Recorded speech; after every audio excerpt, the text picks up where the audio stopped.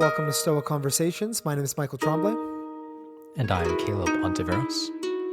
And today, Caleb, we're talking about the skeptics on how to suspend judgment, or more accurately, the skeptics on why you should suspend judgment. Some arguments from ancient Greek Pyrrhonists by way of Sextus Empiricus, by way of a more modern skeptic, still relatively ancient, but a other philosopher on why we should not trust our sense impressions and why we should adopt a skeptical perspective as a default. And I wanted to talk about this today mostly because I think Pyrrhonism is really cool. I think ancient skepticism is a really interesting philosophy of life that we sometimes don't talk about in favor of talking about Epicureanism or Aristotle or Plato. Lots of bits of wisdom to gain from ancient skepticism. But also because we really, in Stoicism, we talk a lot about this idea of prosoche or suspension of judgment or interrogation of impressions. We talk about it as this key Stoic exercise. So I wanted to return to the roots, to the experts of suspending judgment, the people who say that this is the most important ethical thing you can do, which is the skeptics, and then their strategies for doing it effectively. And what I saw by going back and reading some of Sextus Empiricus's arguments is that the skeptics, they employ some strategies for suspending judgment, but they also employ a lot of arguments for why you should suspend judgments, a lot of arguments for why you shouldn't trust your sense impressions. And that's kind of part of their practice. I see the view as, if you really believe you should adopt a skeptical position, if you really believe it's very important to interrogate every impression you have, then that process will be a lot easier, to be a lot more natural, something it's less tempting to just let things pass by uninterrogated or non-reflectively. So if you can really sell yourself on the idea that we should be skeptical as a default, then it's easier to train ourselves to do it. Then it's just the question of the how. The why is kind of answered. So today we're going to go over some skeptical arguments for the why you should suspend judgment. Anything you wanted to add before I go further? Well, I suppose there are two angles to this. One is these debates in epistemology between the skeptics and the Stoics. They were rival philosophical schools, distinct ways of life. So you have these sort of debates where the skeptics, of course, argue that Stoics should be more skeptical. But we also have sort of this other angle just on practice, because they both agree that one should have a critical stance towards impressions generally. And if you think about, a continuum with a typical person, in the middle, someone who's exceptionally gullible all the way to the right. Skeptics, maybe they're all the way to the left, but the Stoics are pretty close to the skeptics, right? They think we should be exceptionally critical of our, general appearances, and that in fact, most people live in ignorance, under illusion, and so forth. So they can, I think, there's sort of this practical point of utilizing what skeptical arguments, even if the Stoic doesn't go all the way. I really like that. If the skeptic is a 10, the Stoic is maybe an 8 or 9. They're pretty skeptic. And then the reasoning behind me doing this episode was, well, if you're a 5 or a 6, you can learn just as much from the people that are a 10 to get you to that 8, to get you to that Stoic level. You don't need to go all the way. You can still be a Stoic, but you can learn from the real experts to help you be more critical. And so in terms of what we're talking about today, some of the philosophical context before we get into the arguments themselves. So we're looking at Pyrrhonism. That's the school we're talking about. It's a skeptical philosophical school founded by Pyrrho in the early 300s BC. And this makes Pyrrhonism a contemporary of Stoicism. But most of what we know about the philosophy comes from Sextus Empiricus, which I mentioned, who lived in the 2nd and 3rd century AD, so after Epictetus and Marcus Aurelius. So we have this ancient, you can think of it like Marcus Aurelius writing about Stoicism, even though Zeno invented Stoicism around 300 BC. It's the same kind of relationship, right? You get the founder of this skeptical school around 300 BC. Mm-hmm. Then you've got this gap of around 500 years. And then you have a later thinker, Sextus Empiricus, writing about it. And the Sextus wrote a book called Outlines of Pyrrhonism, and it's his arguments in that book we'll be talking about today. And all the excerpts we're talking about are coming from that book. The quotes themselves, they're from Long and Sedley's collection, The Hellenistic Philosophers. I've mentioned this before. I think that's an excellent book. If you're looking to go deeper in Stoicism, I think you should pick up a copy of The Hellenistic Philosophers. You just need volume 1. That's got the English translation. Volume 2 is all the original Latin and Greek. I don't think that's necessary unless you're a trained classicist or plan to become one. But that's where I'm pulling the passages from. And as I said before, we're going to look at why you should be more skeptical to help you become a more discerning person, a less gullible person, as you put it. I think that is a good way of putting it. If you think of it like an Aristotelian way, maybe gullible is one end, overly skeptical is the other. It's appropriately discerning we're looking for. Anything else before we jump into it? No, I think that's well put. Let's get to some of these arguments or strategies or skeptical modes. Yeah, they call them, the translation I was reading, they call them modes of suspending judgment or skeptical modes. But there's 9 arguments here. So we're going to go through quite a bit of them. And I really like the way that Sextus lays them out because they start broad and they go more and more specific. So the first reason we should be skeptical, or a bit of context before this, the skeptics make this distinction between the actual thing you're observing or interacting with and your perception of the thing. The Stoics have the same way of thinking about it. They think about our minds as like wax that is being imprinted upon. That's the impression. It's like, you stick your hand into some memory foam and it leaves an impression. And so your mind only has access to that impression, that imprint. And so the question is, if I stick my hand in memory foam, how accurate is that impression? Well, it's pretty accurate. I didn't develop an extra finger. It still kind of looks like a hand. We know something about the world by looking at that impression. That's accurate. That's a hand. It's got 5 fingers, so on and so forth. It's a relative size. It's an adult's hand versus a child's hands. We can know certain things about the world by looking at our impressions. The reason the skeptics go a step further is the skeptical position is that we can't actually know anything about the world based on our impressions. We really only have access to our impressions. We don't have access, or we can't be confident that those impressions accurately reflect the external world. And that's the gap between the Stoics and the skeptics. The Stoics say, yeah, you can. You just have to like really interrogate the impression. You have to be careful. You have to slow down. You have to ask the right questions. You can get it wrong, but if you think about it carefully, you can get it right. And then the skeptics just go a step further and go, no, you can never do that. So these are arguments. A lot of these arguments are along those lines. They're arguments for why you can't say you know something other than what's in your own mind. Mm-hmm. Yeah. So there's this difference between appearance and reality, and the skeptics argue you can't leap across that chasm. All you have are appearances, for all you know. Whereas, of course, as you say, the Stoics sometimes think you do come into contact with reality and can justify your beliefs. But both of them agree you're starting with appearances. That's impressions. Yeah, the Stoics would say you come into contact with impressions that both accurately reflect the world and you can be confident they accurately reflect the world. Where the skeptics would say you can't be confident they reflect the world, so maybe they're true, maybe they're not. How could I tell you if I'm not confident they're accurate? So the first argument for why we should be skeptical about the truth of our appearances, the truth of the impressions we receive, is that we all recognize that different animals see the same thing differently. So this is the argument that we can't trust our impressions as being true because we know that different living things perceive things differently. So a mosquito sees something different than a dog.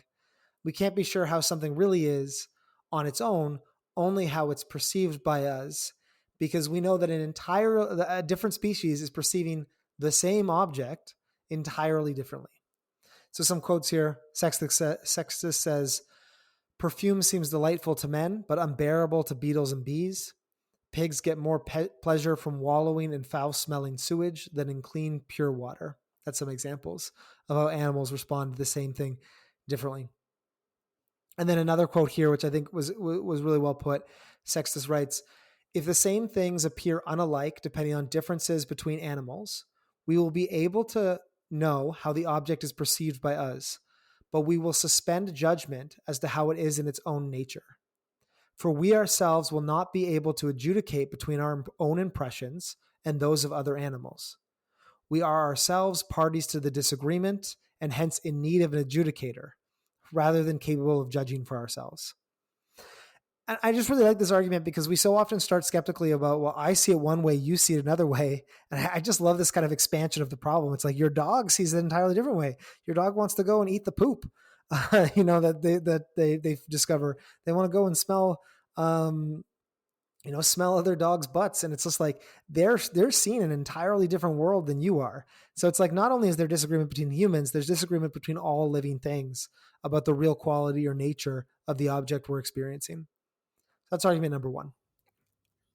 Yeah, this one's definitely more radical. It's and maybe perhaps one where the Stoic, it makes it a little less. It's more of a challenge to the Stoics, really, because it's sort of questioning the accuracy of human perception. For the Stoics, that's driven by reason, and skeptics are putting the question mark next to that. And I think the Stoics would say, we're just different from other animals because we're rational. It's one thing to say, our tastes about a meal might be different. If you were a dog, maybe you wouldn't like this food as much, or perhaps you would like it more. But as if you're arguing about tariffs, whether tariffs are a good policy with your roommate, how useful is it to think, you could say, if you are a Republican, you think this. If you are a Democrat, you think this. But how useful is it to say, if you are a dog, you think this? Dogs just aren't rational. They're not thinking about appearances in the same way. So I suppose the Stoics would make that critical distinction. Yeah, if you were a dog, you'd say ruff ruff right now. Yeah, I mean, this is going to be constantly the Stoic argument. I'm so displeased by the Stoic argument at these kind of moments that it's going to be, well, God made us and God gave us the ability to do this right. And so we need to be careful, but it's possible to do correctly. That is a big part of the Stoic argument. And so it's going to be, God gave dogs the ability to perceive what is beneficial to dogs, and God gave humans the ability to perceive what's beneficial to humans. Something like this, I would estimate. You raised the right point, though, that this is just about sense impressions. We don't actually get down to kind of value impressions until later. And maybe it would be a more effective hypothetical, though, if you had an alien who came down from space and was rational, but saw the nature of morality entirely differently. Maybe you kind of would have that same kind of position. Yeah. And I do think you get close to that with some of their other arguments. Yeah. I mean, they'll make, spoiler, but they'll make that claim about entirely different cultures or countries viewing things entirely differently. And I do think there is something to the idea. It's harder perhaps to come up with examples in the intellectual domain, but that, some animals have heightened sense perceptions, and perhaps, initial sense perceptions that we have are not as accurate for that reason. They're very limited. And that requires some amount of obvious humility and prudence. Saying one's, to be more specific, I suppose, saying one's like ability to track game or something like that. Obviously some animals have advantages in that sphere, and perhaps we should be open to thinking they have advantages in other spheres as well. Yeah, I guess the point about like, maybe this would be the Stoic position. I think this is the point you were making, is that like, yeah, maybe they have access to some truths that we don't have access to. Like, I'm going to trust my dog about if it's on a trail. Like if the criminal went that way, I'm going to trust the dog, even though I have no way of discerning that. And it's not like, oh, there's some sort of disagreement about where, if a criminal even exists, what a criminal is. It's just like that dog has access to very intense impressions that we don't have access to, and is still discerning and making correct judgments about them. Yeah, exactly. And perhaps that's, there's the sort of skeptical worry that comes in. And it's like, well, how big is that reality the dog has access to, or how little is, the amount of information we have about the physical world? And shouldn't that be a reason for more skepticism, perhaps? Yep. Great. Ready for argument two? Let's do it. So argument two, the first couple ones I like it because they kind of flow. Like even if you reject the other one, the next one comes. So it's like the next argument is that humans disagree amongst themselves about sense impressions. So it's like even if hypothetically we trust the kinds of impressions humans receive to be accurate, we say some humans are capable of receiving some accurate impressions. How would we judge between humans that disagree? Because humans feel differently about things. Sextus writes, people with jaundice say that things are yellow, which appear to us white. People with bloodshot eyes call them blood red.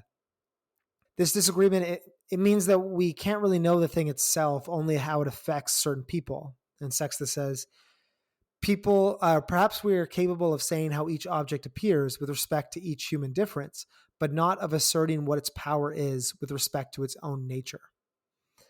And one more quote, certain self-satisfied people, the doctrinaire thinkers, say that in judging things, they should rate themselves above other men. We know the absurdity of this evaluation. They are, after all, themselves party to the disagreement.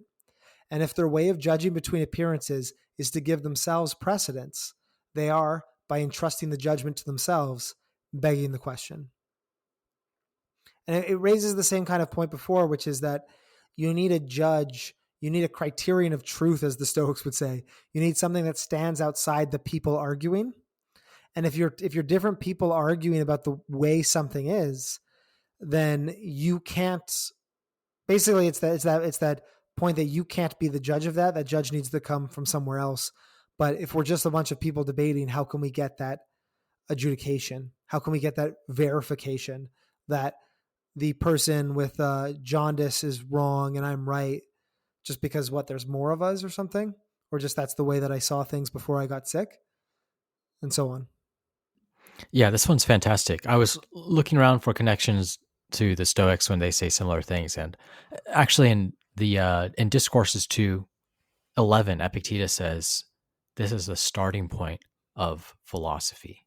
The fact that people disagree with one another so much, it means that we need to have rules, principles of thought to adjudicate these disagreements and determine what's true. So I think in a real sense, this is really a useful reminder for the Stoics, and I think forces a kind of clarity of thought for thinking about what are the disagreements at hand and how do you actually adjudicate between them so that you can come to a better, more accurate picture of the world, or perhaps and when it's appropriate, remain agnostic. Suspend judgment because you can't, in fact, adjudicate the disagreement or determine who is right with appropriate confidence.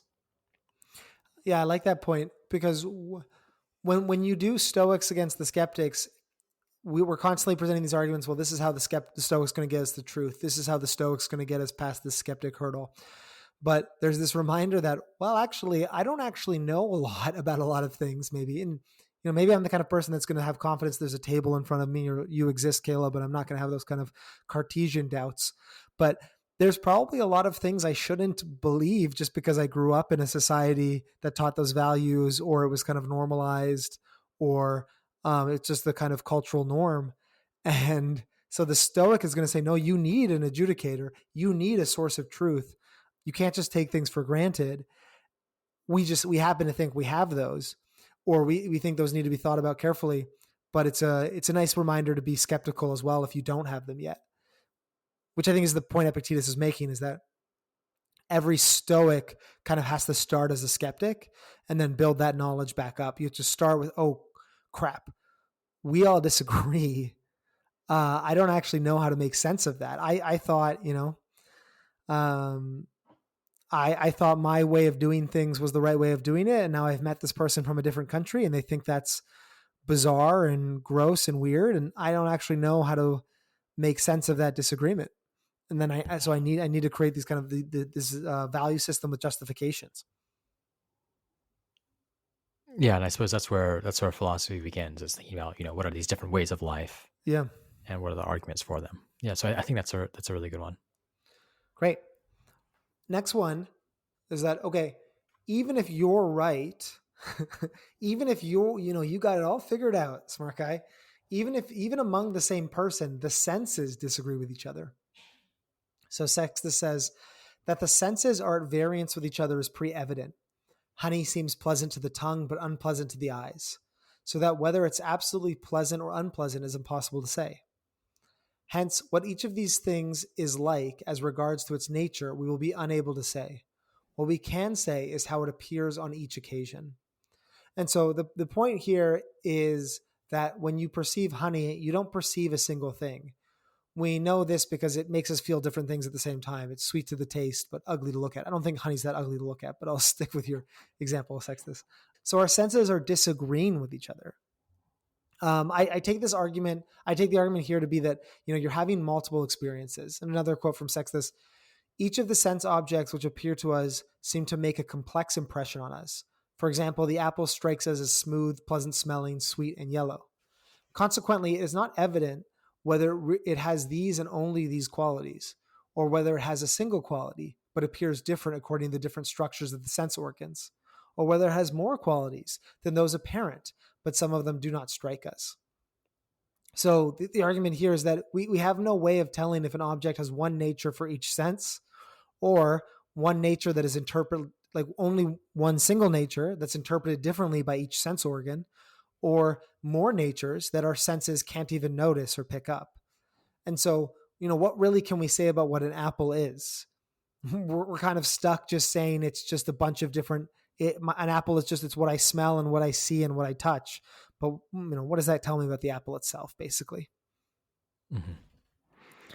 I was sort of, this brought up the question, I was curious, I suppose it's a little bit of a theoretical matter, but do the Stoics think that it sounds like the skeptics believe that different senses are responsible for distinct impressions in a way. So, you have the impression that comes from your auditory faculty, impression that comes from the sense of sight, and so on. I was wondering if the Stoics thought the same thing, or you could imagine, your impression is more like a combination of all of your senses, as it were.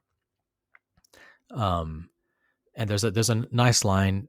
I think this is also from the Hellenistic, the collection of from Gill, where someone says about Chrysippus: the soul as a whole dispatches the senses like branches from the trunk-like commanding faculty, to be reporters of what they sense, while itself is like a monarch passing judgment on the reports.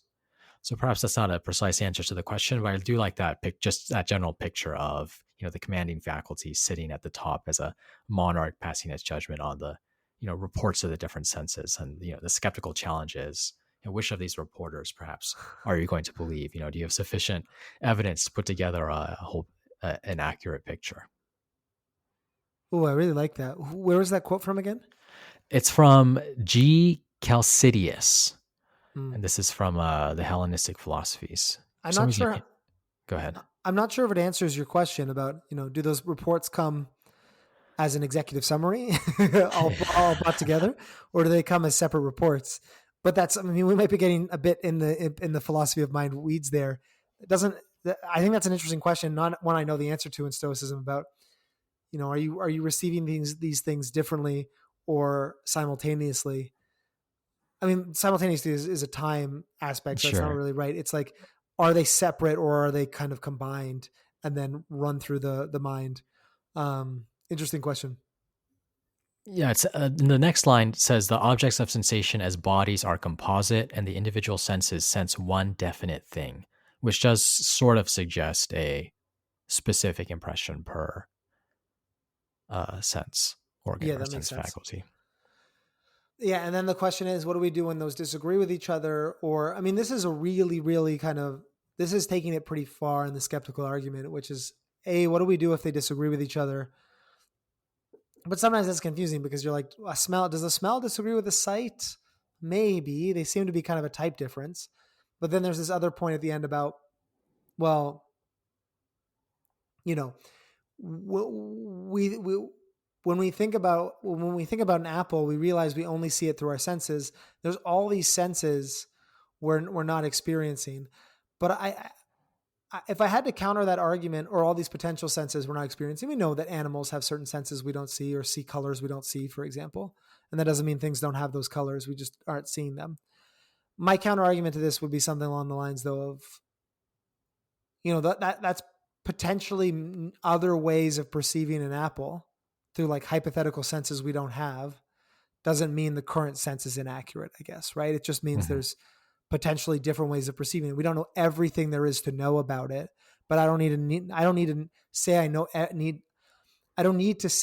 everything there is to know about the table in front of me to understand that there's a table that if I put my hand down on it, my hand stops, and I have that kind of confidence. Yeah, I think that's a good response. I think this argument alone isn't very powerful, but perhaps you can take it as sort of a general project for creating a skeptical attitude, which says, something like, look, you're just one kind of animal out of millions that just has one perspective. You disagree with your own kind. Even your own mind is not, unitary. And there's sort of, I think, if you add these other considerations, other modes that we're going to get to, then you can come up perhaps, with a compelling picture where even if you don't go all the way, as you say, you can start to get into that more skeptical attitude. Well, here's another one. Even on top of that. So then Sextus goes, okay. Even fine. Yeah, if you're not persuaded by that, even your nose disagrees with your nose sometimes, or even your eyes disagree with your eyes, because you taste differently if you're sick, you see differently if you're tired. So things appear differently to us along four dimensions. They're dependent upon four things, he says. Dependent on our age. The same air is cold to the old and mild to the youth.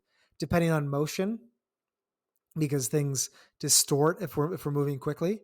Depending on intoxication, because we perceive differently when drunk. And depending on predisposition, what we've experienced beforehand, because wine tastes differently to those who have just had a date or a fig. I don't think that's an exhaustive list, but examples of things appearing differently to us under those circumstances. And then Sextus says, given that there is such a great disparity depending on dispositions, and that men are differently disposed on different occasions, while it is perhaps easy to say how each object appears to each person, it is by no means easy to say what the object is like. I find this one actually quite compelling, especially if you think about predisposition maybe as a mood, or as an attitude, or as a memory, or an association. It's like, is that a nice city, or do you just have like good memories with that city? Is that a good person that you just met, or were you just in a good mood that day? And we make these kind of value judgments all the time, but I probably would feel differently about that stranger if I was in a bad mood. I'd probably feel differently about that stranger if I was hungry. And yet I make a kind of value judgment about them. So I like quite a bit that's moving away from the sense experience, but I like quite a bit that argument about even our experiences along the same dimension change depending on how we're disposed. Yeah, I think you can see it even in some Stoic exercises. Like you think about Seneca's evening review, where it matters that it's done in the evening, right? He set aside some time and quiet to reflect on his day, which is different from thinking about, what just happened amongst the bustle of the Roman court midday or something of this sort. And I think you can question which one of those places are more accurate, or perhaps which one of them give insight that the other doesn't have. And I do think it's certainly true that, experience changes depending on, how we're disposed, our circumstances and such. So I think that's got to be a relevant factor. Yeah, I love this. This is getting me pumped up. I think the comparisons to Stoicism are really helpful. Maybe the skeptic would say these are insurmountable issues, and the Stoic would say these are challenges. And because they're a challenge, they have to be handled carefully. It is challenging to know the truth of things because our perception can be distorted based on our predisposition or disposition. That's a challenge. And so the way I was taking your view of Seneca was he's kind of taking a moment, a calm moment, a habitual moment, a quiet moment to say, okay, I've got very few dispositions. I'm not moving. I'm not drunk. I'm not like angry or like on a high right now. And now looking with as few dispositions as possible, where did I go wrong? Where did I judge things incorrectly? And so it's this, the Stoic is rising to meet the challenge, accepting it as it is, but thinks it is surmountable. Thinks you can be like, yeah, even me relaxed, I still think that guy was a jerk. And I'm gonna commit to that view. I still think that was a delicious meal, even now that I'm not hungry anymore. And like you can make those claims. Yeah. I think it's Herodotus who says about the Persian philosophers that they would consider a matter sober during the day and then consider it while intoxicated in the evening in order to come to their final judgment. Yeah, I like that view. I mean, this is making me think about like, what is the ideal disposition? Mm-hmm. Like, is sitting alone in your house the ideal disposition, or I don't know, is it better to be around friends or other philosophers? Is it better to be walking and moving around? Right? Like, it's making me think about if these are ways that influence how we perceive what is the most accurate disposition to be in. Yeah. It sort of harkens to some of Nietzsche's work where he talks about how the importance of diet and how that's totally underrated by philosophers, and how more philosophers talk about what they eat and their physical health before we come to proper judgments. Great. Anything else on this one? No, I think that covers it. Cool. The last one, I did this one kind of quickly because I just don't think it's as compelling, but I think the last of this, like,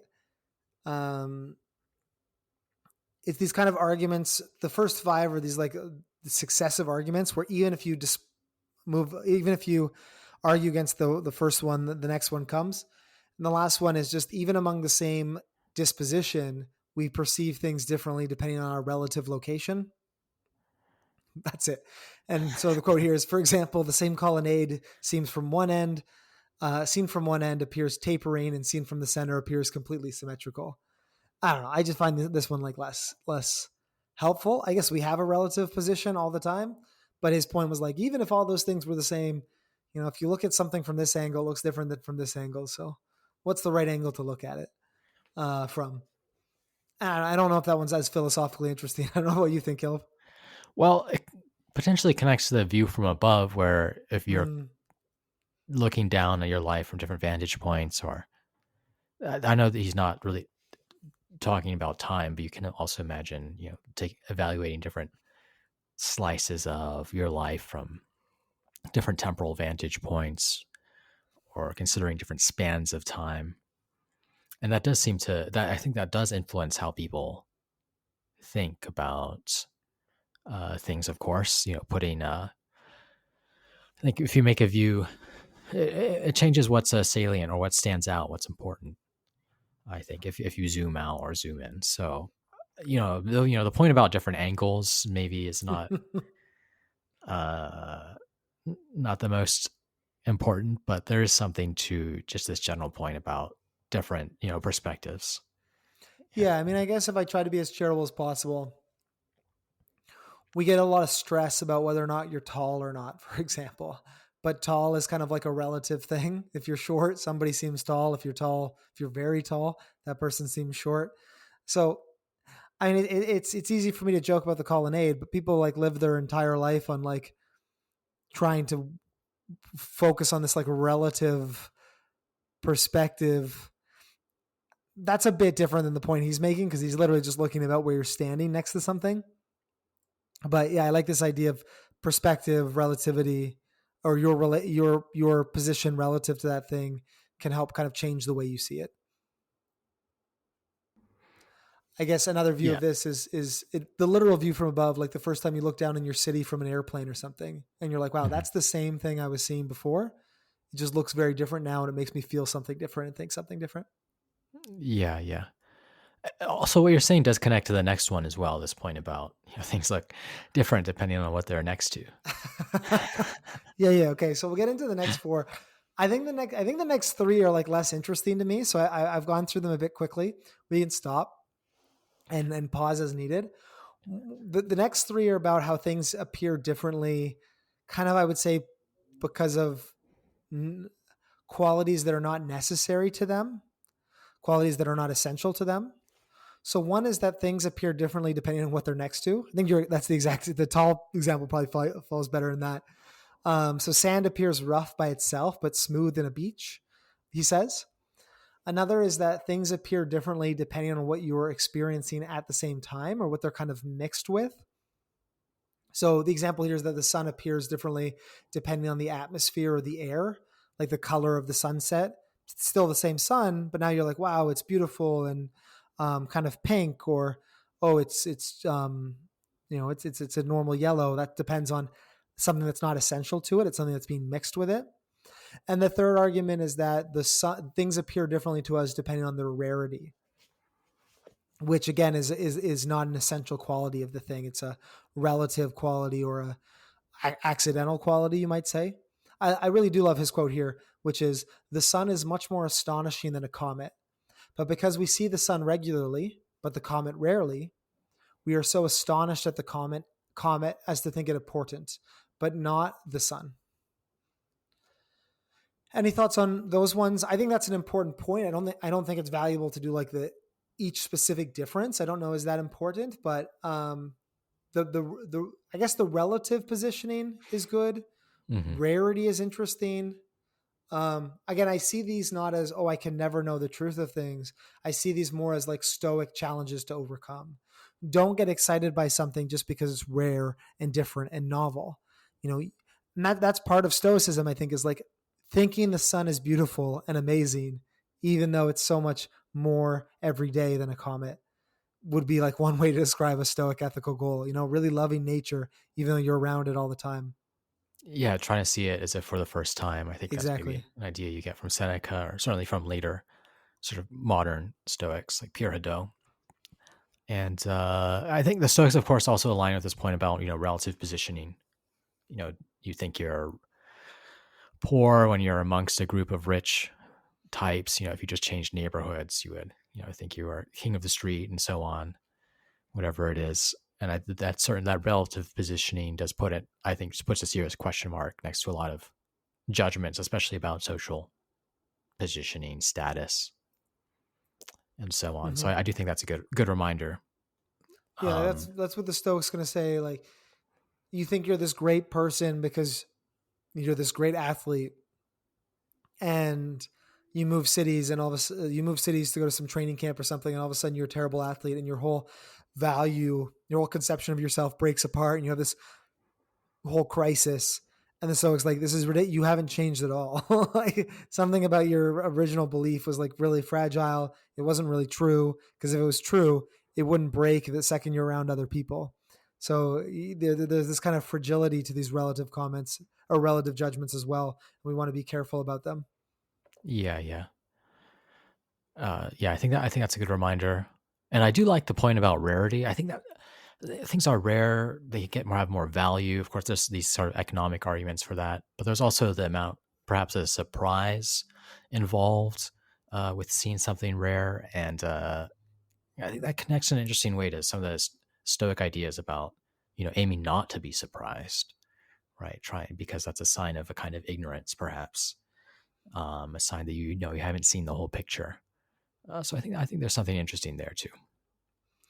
Well, I really like that, because we've been emphasizing, the example I showed was a great one, right? You're not seeing the beauty in what you have. You don't see the beauty in your spouse or your partner because you're with them every day.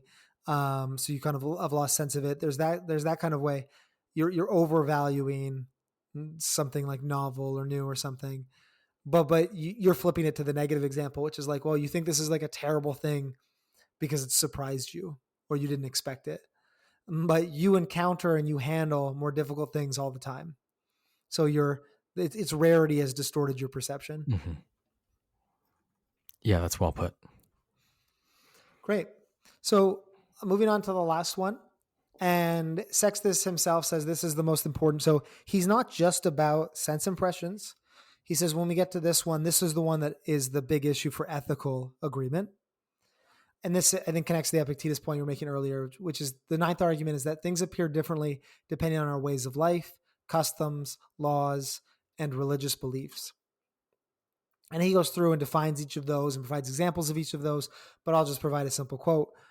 He says, we oppose each of these sometimes to itself, sometimes to each of the others. For example, we oppose custom to custom as follows. Some Ethiopians tattoo their babies, but we do not. Persians think it's proper to wear lurid ankle-length clothing, while we think it improper. And Indians have sexual intercourse in public, while most other races think that it is shameful. And so, I mean, this is exactly like that passage from Epictetus where philosophy begins because we have disagreement and we have to find a source of truth to settle that disagreement. He has that one, and then he has another one about preconceptions, where he says it's clear to all of us that what strikes me as a just outcome is not the same thing to a Persian, for example, or somebody from a different country. And then it's like we need to then find some criteria to figure out whose preconception is right and whose preconception is wrong. So again, Sextus is putting it as an impossible challenge. The Stoics are just saying, just got to be careful, got to be intentional.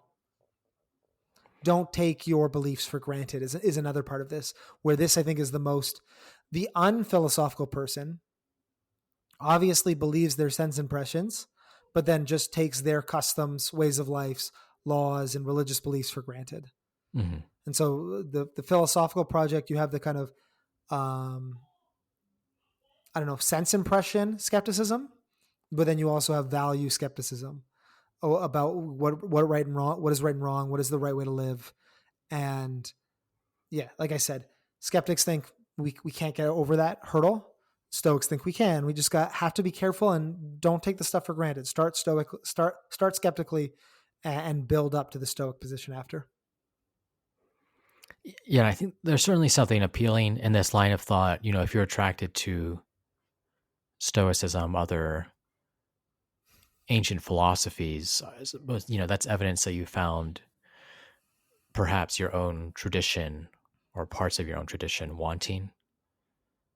And I think that just throws into, really stark relief about, these disagreements about custom, culture, philosophy, about, what sorts of ways of life are better than others, what does justice look like, what does courage look like, and so on.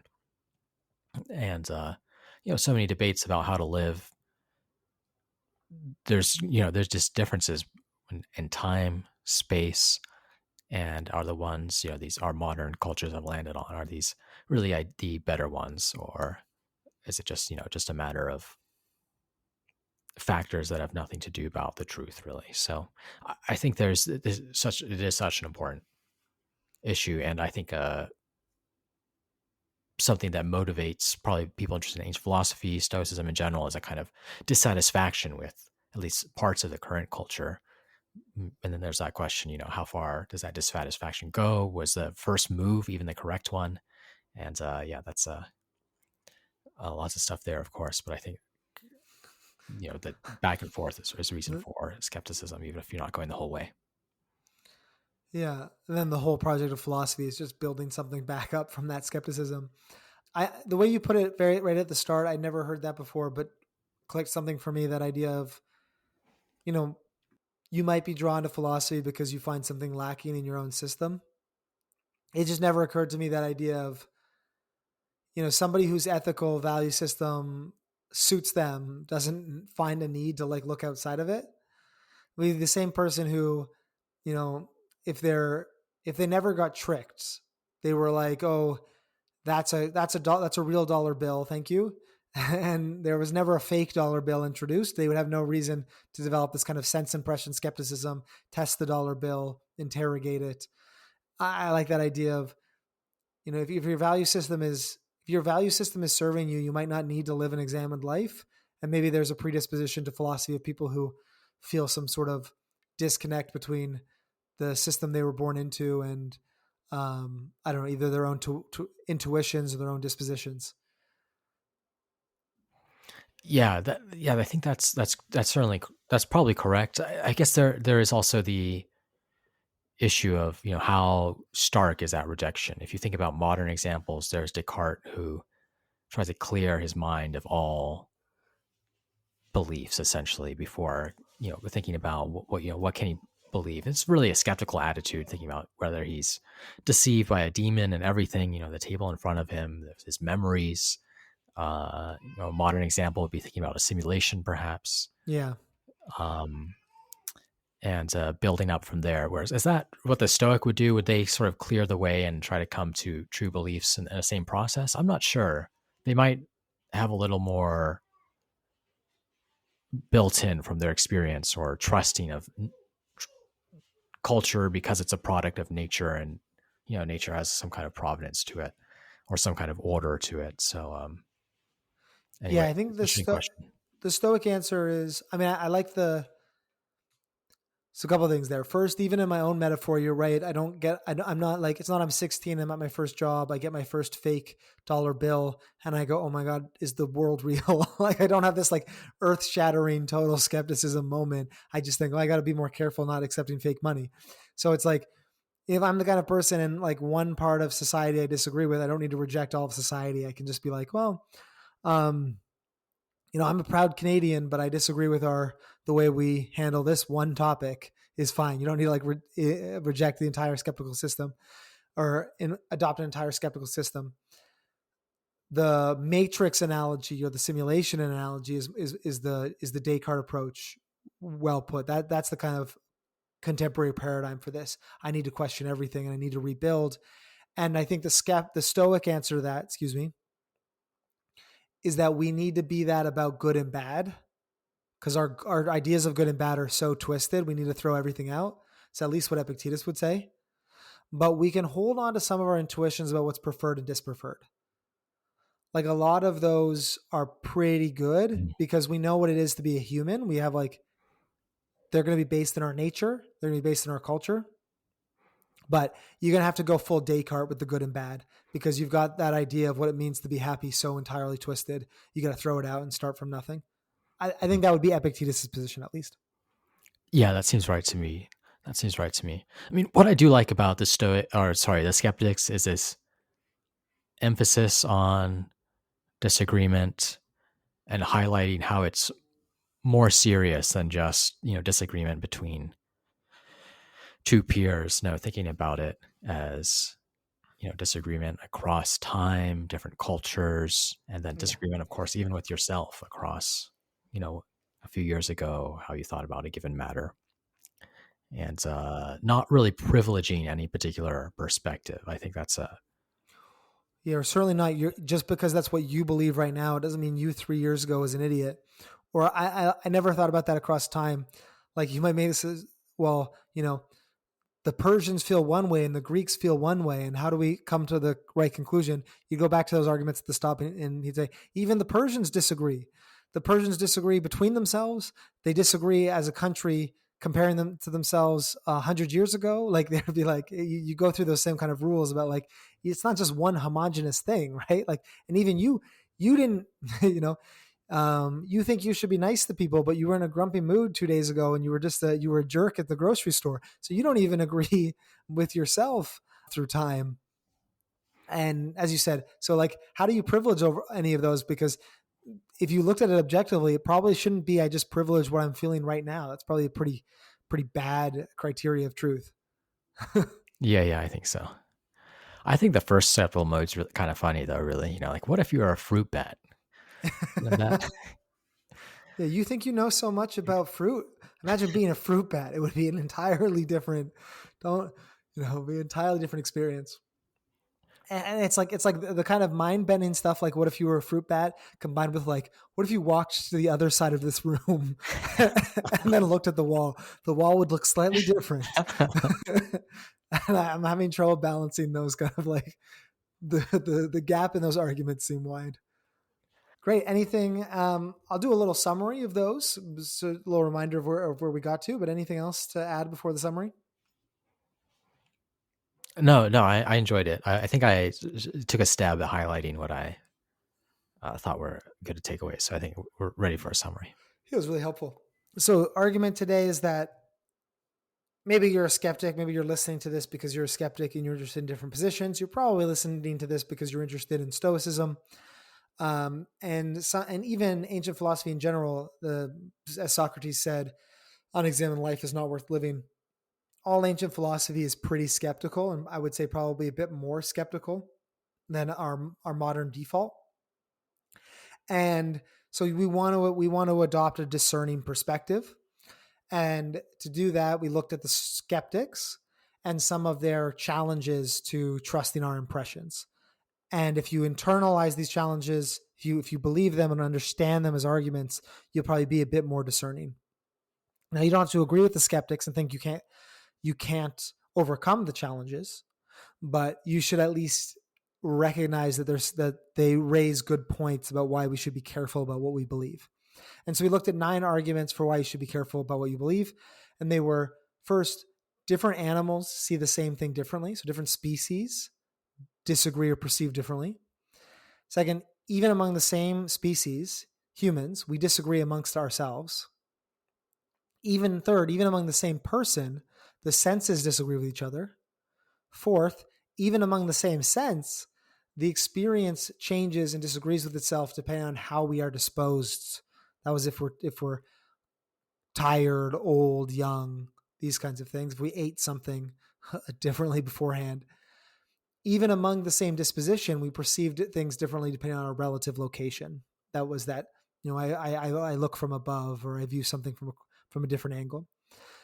Then there was 3 arguments about why things perceive differently depending on their combinations with other things, or I would say things that aren't essential to them. First, things appear differently depending on what you're experiencing at the same time. 7, things appear differently depending on what they're next to, what they're relative to. 8, things appear differently depending on their rarity. And then the 9th argument is that things appear differently depending on social factors or our beliefs, our ways of life, customs, laws, and religious beliefs, as they put it. And these are all things that can distort our ability. Even if you're not a full skeptic, you agree, distort our ability to perceive things accurately. And so they're things to be on the watch out for, and reasons to employ the Stoic skill of prosoche and mindful attention. Yeah, absolutely. I think they are a challenge for whenever you're just relying on maybe an intuition, or things seem to you like such and such a way, and force you to be explicit about the principles you're relying on in your thoughts, the arguments behind your beliefs, and such. So I think that's at the very least a kind of forcing function, something that can act as a forcing function, in addition to perhaps engendering a general skeptical attitude. Yeah, I think that's great. I think that's a great way to end it, is that because these things are true, you need a criterion of truth to justify your claims. You can't just say, well, this is the right way to live because this was the world I was born into, or this is what my society says, because societies disagree. You can't just say, well, this is what I think because other humans disagree with you, or you disagree with yourself 2 years ago. So obviously the you believe it can't be the right criterion. And so I think you put it really perfectly, Caleb. It's a kind of a call to action to be really clear about what makes something true and what doesn't, and have a justification for those arguments. Awesome. Thanks, Michael. Thank you. Thanks for listening to Stoic Conversations. If you found this conversation useful, please give us a rating on Apple, Spotify, or whatever podcast platform you use, and share it with a friend. And I'd like to thank Michael Levy for graciously letting us use his music. Do check out his work at ancientlyre.com, and please get in touch with us at stoameditation.com if you ever have any feedback or questions. Until next time.